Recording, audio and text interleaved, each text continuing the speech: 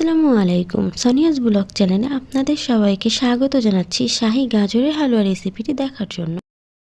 গাজরের হালুয়া তৈরি করার জন্য প্রথমেই একটা পাত্রে আমি 2 কাপ দুধ নিয়ে নিচ্ছি। 2 কাপ দুধ জ্বালিয়ে 1 কাপ করে নিব। এই দুধটাকে আমি পরবর্তীতে ব্যবহার করব গাজরের হালুয়াতে।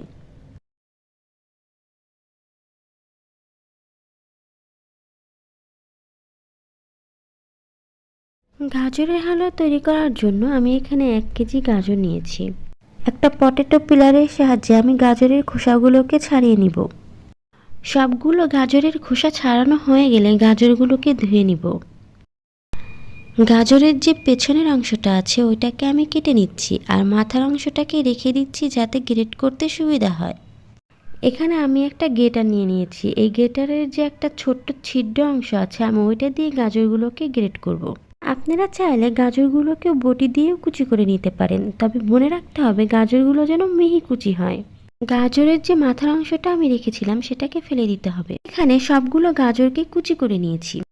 একটা প্যানে আমি 2 টেবিল চামচ ঘি দিয়ে দিচ্ছি। গাজরের হালুয়াতে শাহী ফ্লেভার পাওয়ার জন্য অবশ্যই এখানে ঘি ব্যবহার করতে হবে। আমি এখানে 2টো সবুজ এলাচ নিয়েছি। এলাচগুলোকে মাথা থেকে চিড়ে দিচ্ছি যাতে ফ্লেভারটা ভালোভাবে বের হয়। এলাচ থেকে ফ্লেভার বের হওয়া পর্যন্ত ভেজে নিব। তারপরে আমি এখানে কুচি করা গাজরগুলো দিয়ে দিচ্ছি।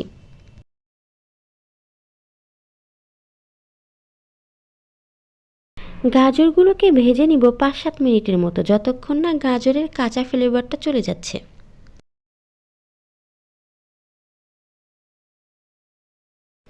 এখন আমি দিয়ে দিচ্ছি 1 কাপ দুধ। যে 2 কাপ দুধকে জ্বালিয়ে আমি 1 কাপ করে নিয়েছিলাম সেটাই আমি দিয়ে দিচ্ছি এখানে। এখন নেড়েচেড়ে মিশিয়ে নিচ্ছি। দিচ্ছি 1 চিমটি লবণ। মিষ্টি জাতীয় খাবারে 1 চিমটি লবণ দিলে মিষ্টির ব্যালেন্সটা ঠিকমতো হয়। এখন নেড়েচেড়ে মিশিয়ে নিয়ে ঢাকনা দিয়ে ঢেকে দেব গাজরগুলো সিদ্ধ হয়ে আসা পর্যন্ত। তবে অবশ্যই ঢাকনা খুলে মাঝে মাঝে নেড়েচেড়ে দিতে হবে। এই পর্যায়ে চুলার জাল আছে মিডিয়াম লোতে। আমি আবারও ঢাকনা দিয়ে ঢেকে অপেক্ষা করছি গাজরগুলো সিদ্ধ হওয়া পর্যন্ত। তবে অবশ্যই চুলার জাল এখানে রাখতে হবে লো টু মিডিয়াম হিট। গাজরের পানি শুকিয়ে এলে আমি এখানে চুলার হিটটাকে বাড়িয়ে গাজরের পানিটাকে শুকিয়ে নিব।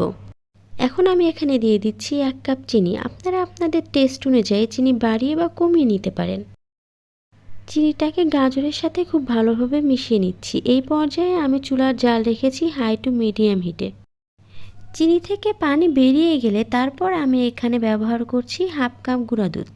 আপনাদের কাছে মাওয়া থাকলে এখানে মাওয়া ব্যবহার করতে পারেন। আমার কাছে মাওয়া ছিল না, তাই আমি এখানে গুঁড়া দুধটাকে ব্যবহার করেছি। গুঁড়া দুধটাই এখানে মাওয়ার কাজ করবে। আর জাল এই পর্যায়ে হাই টু মিডিয়ামে রেখে পানিটাকে শুকিয়ে নিতে হবে। গাজরের পানিটা শুকিয়ে এলে আমি এখানে দিয়ে দিব 2 টেবিল চামচ কিশমিশ। আপনারা চাইলে আপনাদের টেস্ট অনুযায়ী কিশমিশ ব্যবহার করতে পারেন।